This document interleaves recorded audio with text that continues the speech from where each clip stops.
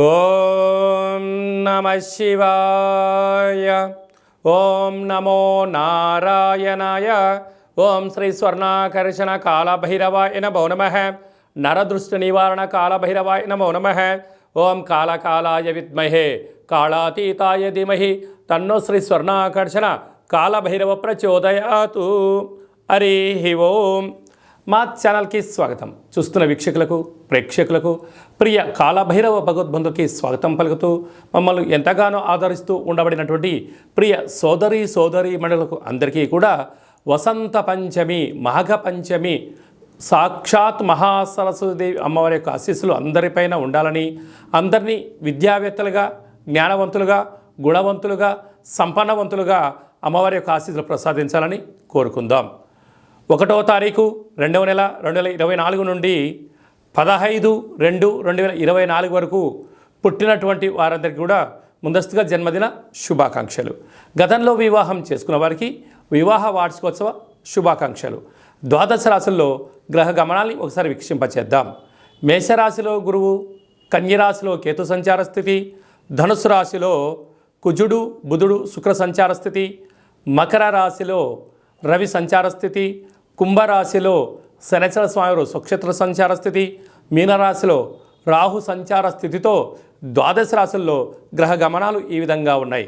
6వ తారీఖున కుజుడు మకర రాశిలోకి ప్రవేశం, 12వ తారీఖున శుక్రుడు మకర రాశిలోకి ప్రవేశం, 14వ తారీఖున రవి భగవానుడు ఏడాది తర్వాత కుంభరాశిలోకి సంచార స్థితి, అక్కడే ఉండబడినటువంటి శనితో కలిపి రవి సంచార స్థితి ఉంటుంది.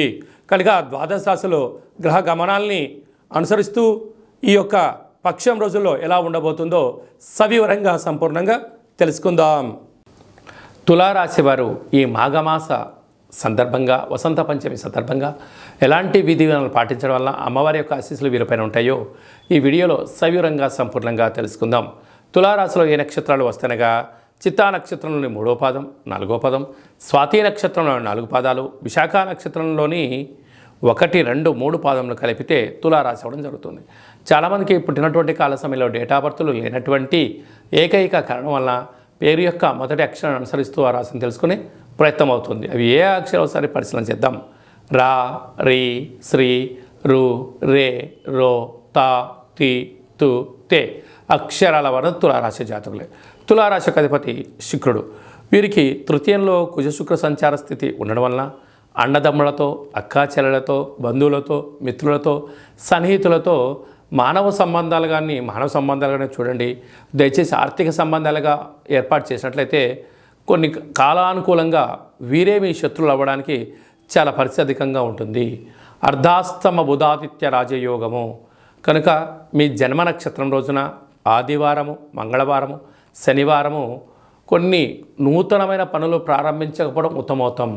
జల, వాయు, భూతత్వ, ఆయుధాలతో దయచేసి చెలగాట మాడవద్దు. బుధాదిత్య రాజయోగ కారణం వలన ప్రభుత్వ అధికారులతో సఖ్యత చాలా అవసరం.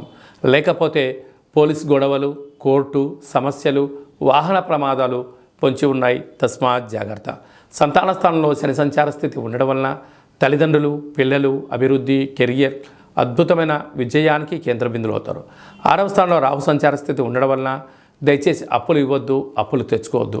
7వ స్థానంలో దేవగురు బృహస్పతి సంచారించడం వలన వివాహ ప్రయత్నాలు కలిసి రావడం, విదేశాలకి వెళ్ళాలనే యోగం కలగడం, చదువులు, వ్యాపార సంస్థల్లో అద్భుతమైనటువంటి పరిస్థితి మీ సొంతం కాబోతుంది.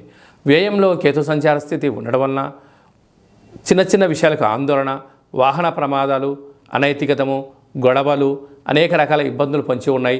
తస్మాత్ జాగ్రత్త.